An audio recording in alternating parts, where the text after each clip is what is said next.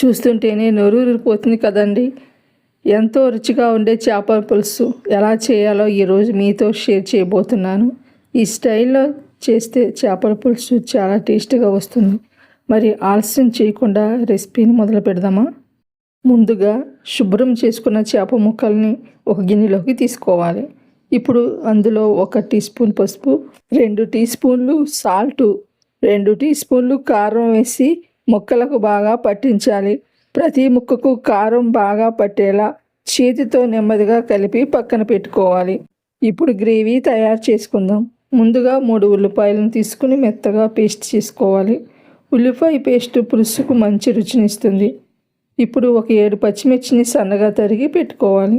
అలాగే ఒక టమోటాను తీసుకుని మెత్తగా పేస్ట్ చేసి పక్కన ఉంచాలి. ఇప్పుడు పులుసుకు చాలా ముఖ్యమైనది చింతపండు.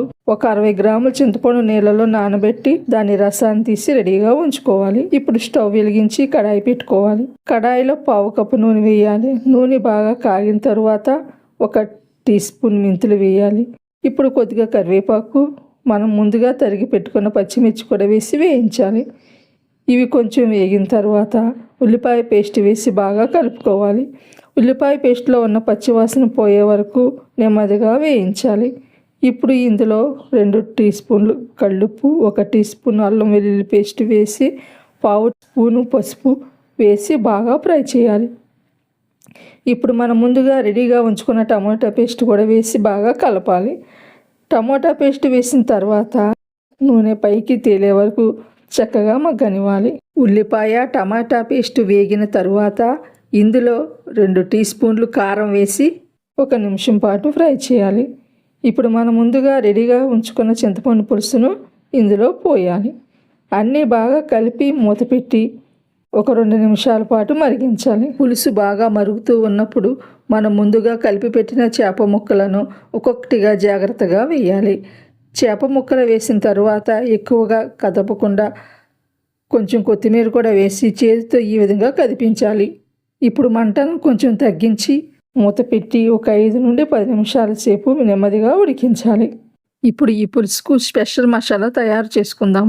రోట్లో 1 టేబుల్ స్పూన్ ధనియాలు, ఒక 10 వెల్లుల్లి రెమ్మలు, 1/2 టీ స్పూన్ జీలకర్ర, 7 లవంగాలు, 3 యాలకులు, 1/2 టీ స్పూన్ మిరియాలు వేసి మెత్తగా దంచుకోవాలి. ఈ తాజా మసాలా వల్ల చేపల పులుసుకు మరింత మంచి వాసన మరియు మంచి రుచి వస్తుంది. ఇప్పుడు పులుసు కొంచెం చిక్కబడిన తర్వాత ఈ దంచిన మసాలా పొడిని వేయాలి.